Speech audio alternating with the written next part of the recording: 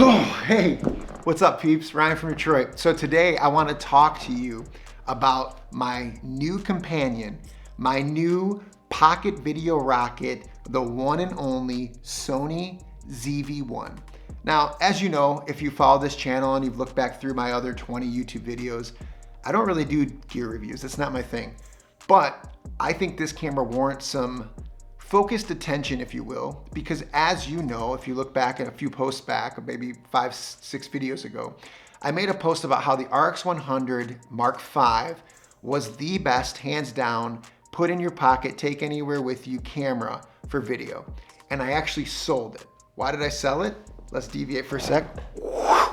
I sold it to buy this guy, the Fuji X70. Long story here, maybe I'll do a review on it at some point in time.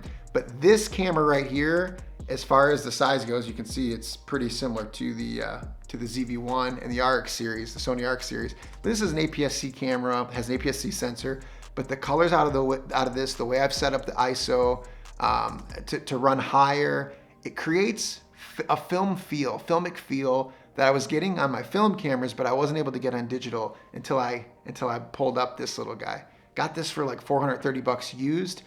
Perfect condition, couple little scratches on the lens cap, perfect condition. But I sold my RX100 to fund this because that's the way I roll. I don't like to have too many cameras at a time, but that's for another time. So I really want to continue to do video. It's a creative process and outlet for me that I really enjoy. It really helps me think outside the box in other areas and aspects of my life. Enter the Sony ZV-1. When Sony made this camera after I sold my RX100, I thought, they made that camera for me. This camera right here was made for me. Everything I loved about the Mark V, the Sony RX100 Mark V, which was the ND filter, the f1.8 aperture at 24 millimeter equivalent, and then obviously all the picture profiles, the features, all those types of things. All the things I loved about the Mark V that they took out in the 6 and the 7, as you've heard people talk about across YouTube in the video space, they put into this camera. And then on top of that, they took the best features from the Mark VII and they kept them here as well, and then added a much, much better internal microphone, and even included this nice little dead cat wind muff, which is it's a beautiful thing. Look at that thing. It just pops off. See that mic? Pops off, pops on. So I love this camera. I bought this used from a very well-known person, as you guys know. Shout out to Sidney Diongzon. I saw on Twitter that he was selling this to get an iPhone 12 Pro Max, I think, and sort of investigate how the video quality was on that. And I said, look, man, look, homie, I will take that off your hands. And he gave me a good price too. So thanks a lot, Sidney. Shout out to you. Appreciate you, dude. The reason why, though, it's fantastic is the size and the capability. Look, the flip out screen, you know, everyone wants this. I actually like the flip up screen better, but I understand it would be in the way of the mic, so I get all that. This is a little unnatural for me, so once you set it up, and we can talk about that in another video if you're interested, drop a comment below.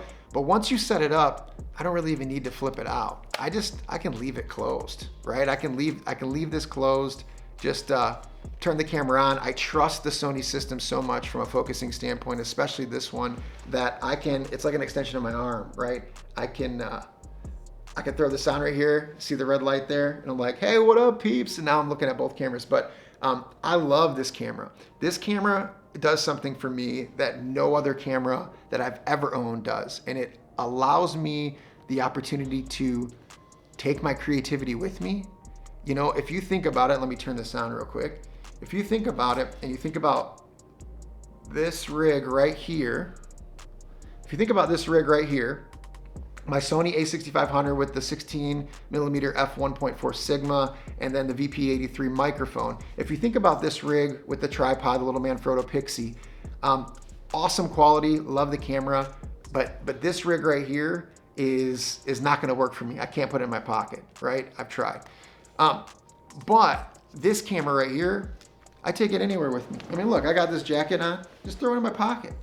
Take it out, bang it around, doesn't matter, turn it on, bring it with me. Also, this will go places other cameras won't go. So I am super stoked to have the Sony ZV-1. Again, buy used if you can find it, save yourself 100, 200 bucks. That's what I've always done. And then I don't feel so bad if something gets nicked up or dinged up on it, which it hasn't yet.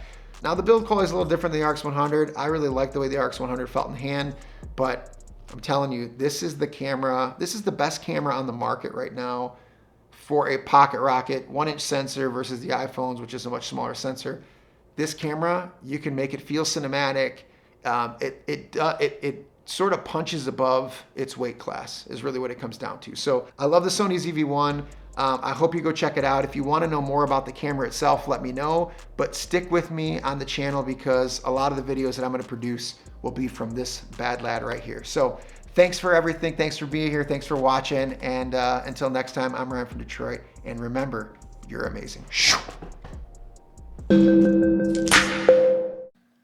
My point being is that this really does get out of the way, and all you have to focus on is story. You're not like, oh, is my audio good? Oh, is it focusing? Oh, like none of that stuff, dude. It's not. It's just you just simply hit record and go.